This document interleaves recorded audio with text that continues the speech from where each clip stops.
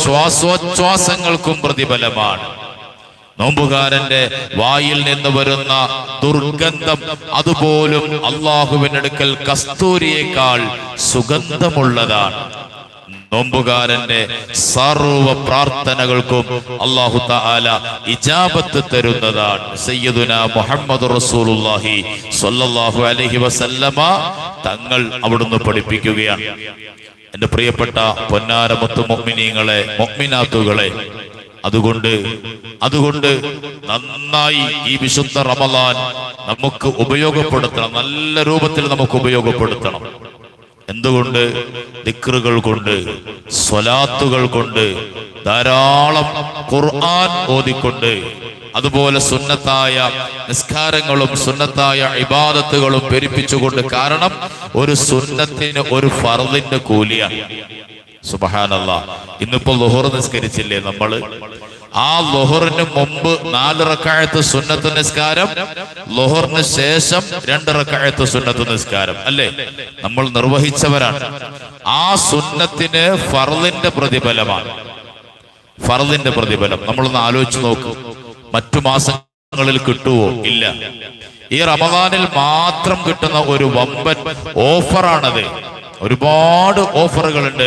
ഓഫറിന്റെ പെരുമഴക്കാലമാണ് റമദാൻ. അതിൽപ്പെട്ട ചിലത് മാത്രമാണ് നമ്മൾ പറഞ്ഞത്.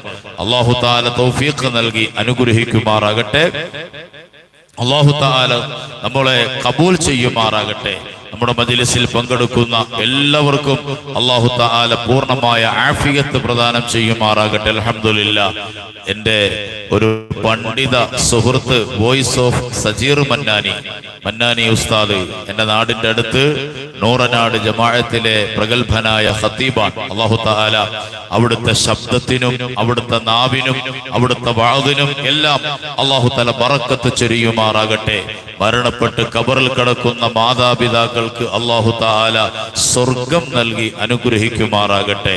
അതുപോലെ നമ്മുടെ മജ്‌ലിസിൽ പങ്കെടുക്കുന്ന മുഴുവൻ ഉമ്മമാർ, സഹോദരിമാർ, സർവരുടെയും കുടുംബങ്ങളിൽ നിന്ന് ആരൊക്കെ മൺമറഞ്ഞ ഖബറുകളിൽ കിടക്കുന്നുണ്ടോ റബ്ബേ, അവർക്കെല്ലാം നീ സ്വർഗം നൽകണേ അല്ലാ, സ്വർഗം നൽകണേ അല്ലാ, ആഖിറം വെളിച്ചമാക്കി കൊടുക്കണേ അല്ലാ. അവരിൽ പലരെയും ഞങ്ങൾക്ക് ദുനിയാവിൽ വെച്ച് കണ്ടു കൊതു തീർന്നിട്ടില്ല റബ്ബേ. നാളെ സ്വർഗത്തിൽ വെച്ച് കാണാൻ, ആ സ്വർഗത്തിൽ ഒത്തൊരുമിച്ച് കൂടാൻ റബ്ബേ തൗഫീഖ് നൽകണം അല്ലാ, തൗഫീഖ് നൽകണേ അല്ലാ. بحق سيدنا ونبينا مصطفى محمد صلى الله عليه وسلم. بسم الله الرحمن الرحيم. اللهم صل على النور وأهله.